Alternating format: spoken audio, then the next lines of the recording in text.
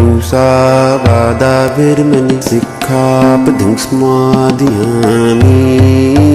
मूसावादाभिर्मनि सिक्खापदं समादयामि। बड़ा ही खतरनाक प्रश्न है और ये प्रश्न मुझसे एक व्यक्ति ने पूछा। ऐसे तो ये राजनीतिक और कूटनीतिक ज्यादा प्रश्न है और व्यवहारिक कम है, यानी कि इसके जवाब देने से ही राजनीति या ये कहें कि गंदी नीति या ये कहें कि घटिया नीति या ये कहें कि बिल्कुल तुच्छ और छोटी और नीच नीति आरंभ हो जाती है।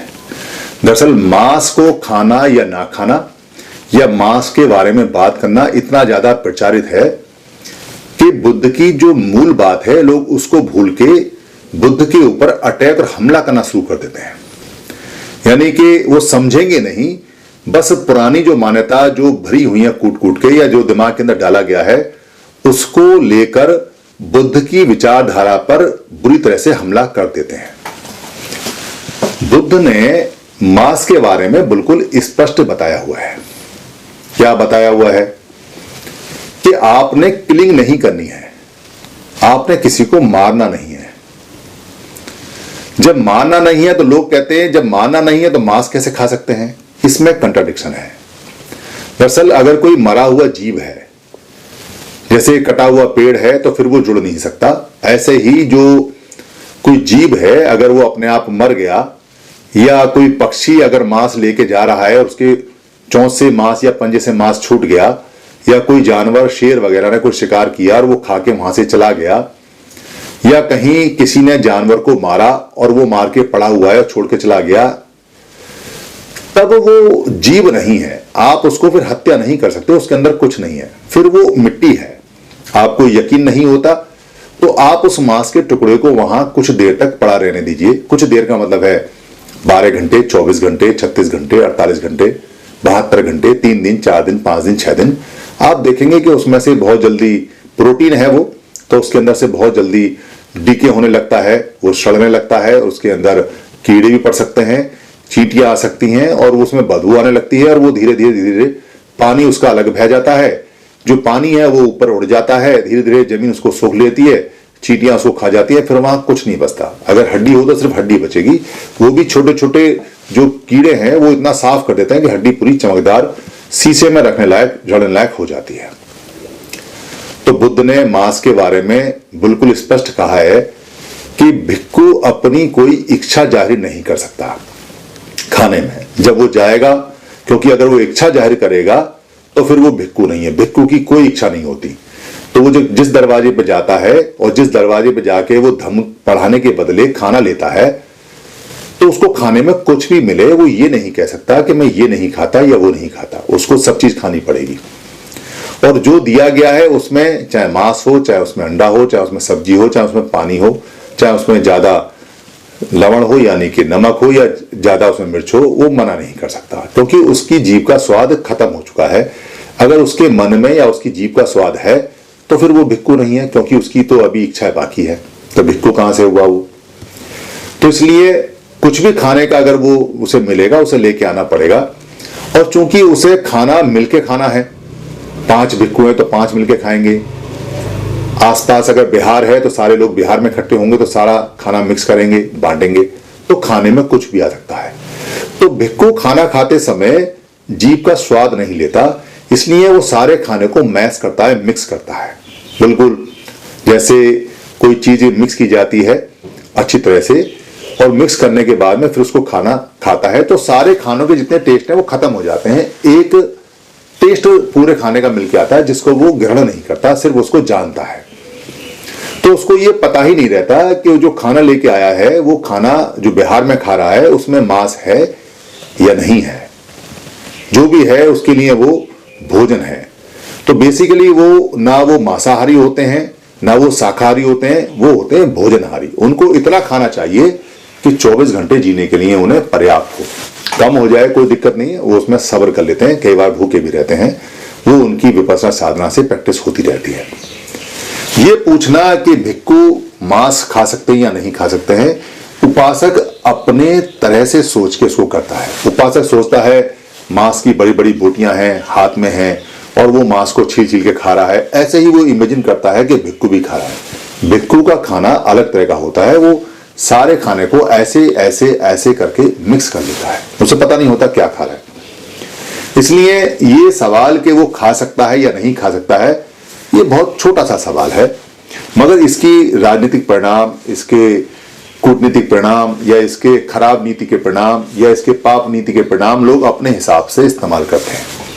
क्योंकि बुद्ध ने किलिंग के लिए मना किया, मांस के लिए उन्होंने कुछ नहीं कहा, तो बाद के लोगों ने प्रचार किया कि देखो बुद्ध ने मांस के लिए मना नहीं किया और अब हम मांस भी नहीं खाएंगे, यानी कि वो मरे हुए का मांस भी नहीं खाएंगे। इसको तैयार मांस बोलते हैं, जो अपने आप मर गया वो तैयार मांस होता है। वो तो एक तरह से एक भोज्य पदार्थ होता है, उसको जानवर खाएं, जीव खाएं या उसको मनुष्य खाएं, उससे कोई फर्क नहीं पड़ता, क्योंकि जो मरना था वो मर गया, अब वो मिट्टी है।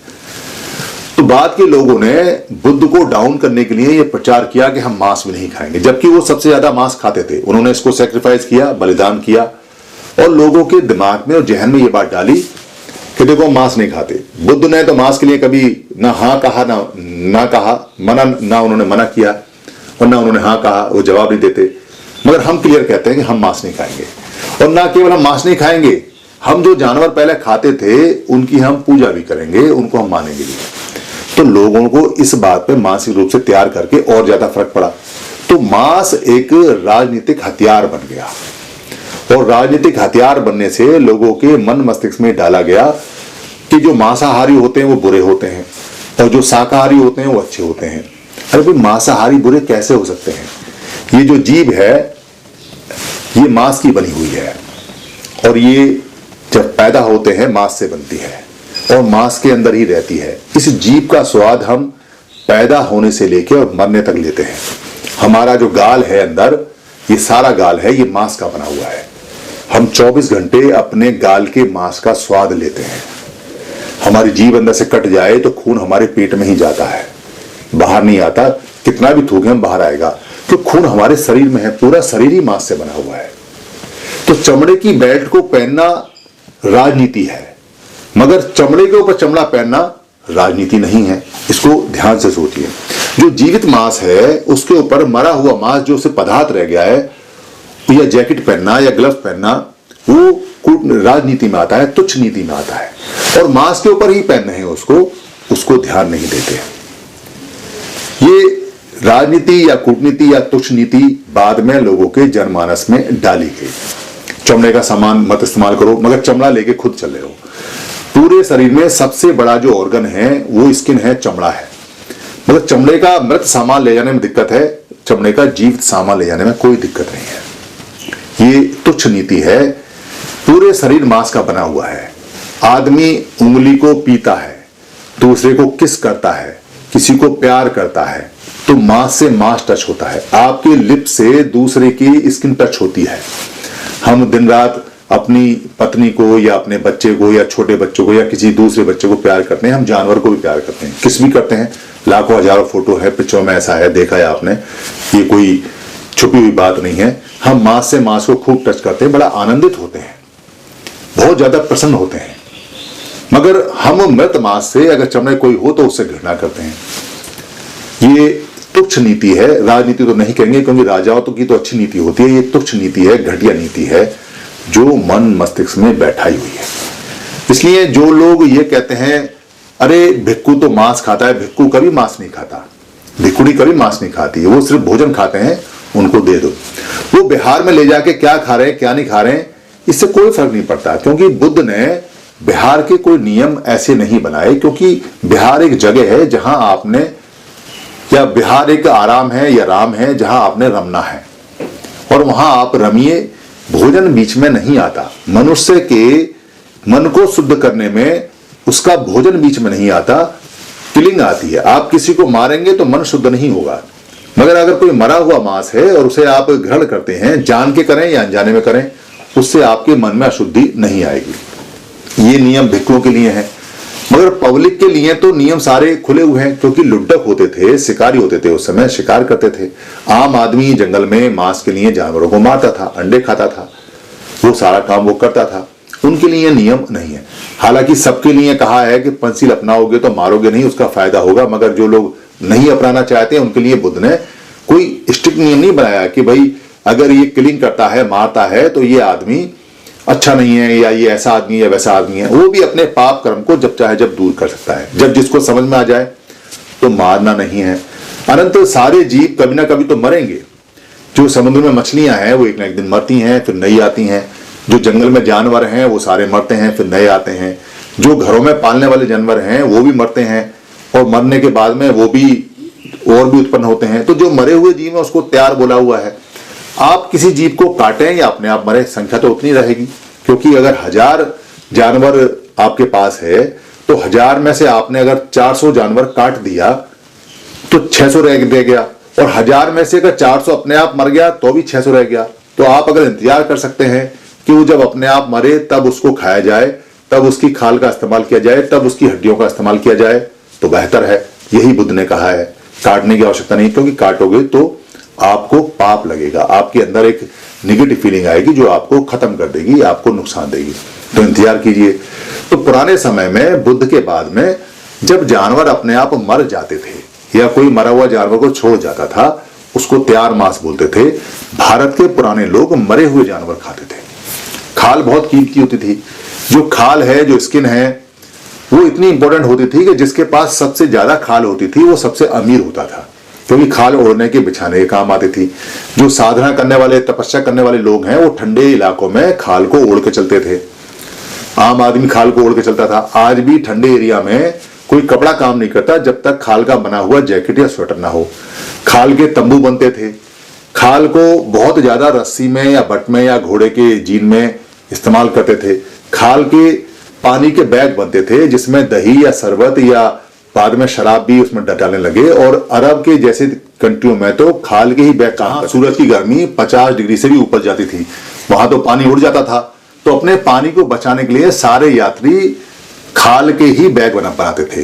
और मस्क तो आप जानते होंगे, मस्क क्या होती है।